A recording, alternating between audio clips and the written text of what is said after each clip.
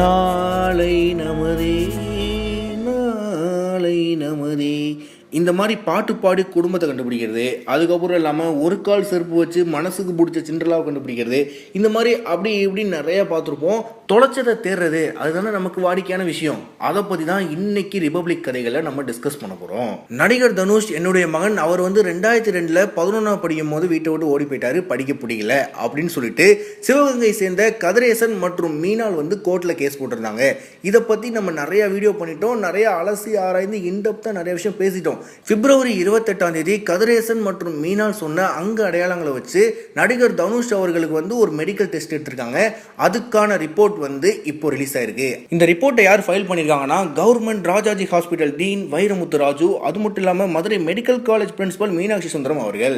அந்த தம்பதிகள் சொன்ன அங்க அடையாளங்களை வந்து சோதனை செஞ்சு பார்த்ததுல அவங்க சொன்ன எந்த ரிசம்பிளன்ஸும் தனுஷோட உடம்புல இல்ல. ஒருவேளை அந்த அடையாளங்கள் வந்து அழிக்கப்பட்டிருந்தா டெர்மோஸ்கோப் மூலமா கண்டுபிடிச்சிடலாம் அப்படின்னு ஒரு கூடுதல் இன்ஃபோமும் சொல்லியிருக்காங்க. டைரக்டர் விசு என்ன பண்ணிருக்காருன்னா, சின்ன வயசு போட்டோ, தனுஷோட சின்ன வயசு போட்டோலாம் அப்படி கொடுத்துருக்காப்ல. அதை தொடர்ந்து குஷ்பு அவர்கள் வந்து, நான் தனுஷை வந்து 10வது படிக்கிறதுல இருந்து நான் பாக்குறேன், வீட்டில் வந்து பிரபுன்னு தான் கூப்பிடுவாங்க அப்படின்ற ஒரு கூடுதலான இன்ஃபர்மேஷனும் நம்ம கொடுத்துருக்காங்க. ஸோ கோர்ட் என்ன பண்ணிருக்காங்கன்னா, மார்ச் 27க்கு வந்து இந்த கேஸை வந்து ஒத்தி வச்சிருக்காங்க. இதே மாதிரி தான் நம்ம மறைந்த முன்னாள் முதலமைச்சர் செல்வி ஜெயலலிதா அவங்களோட மகள் அப்படின்னு சொல்லிட்டு நிறைய பேர் கிளம்பியிருக்காங்க. சொல்ல போனா அவங்க தமிழ்நாட்டுக்கே அம்மா அப்படின்னு தான் சொல்லிட்டு இருந்தாங்க எல்லாருமே. இப்போ என்ன புதுசா?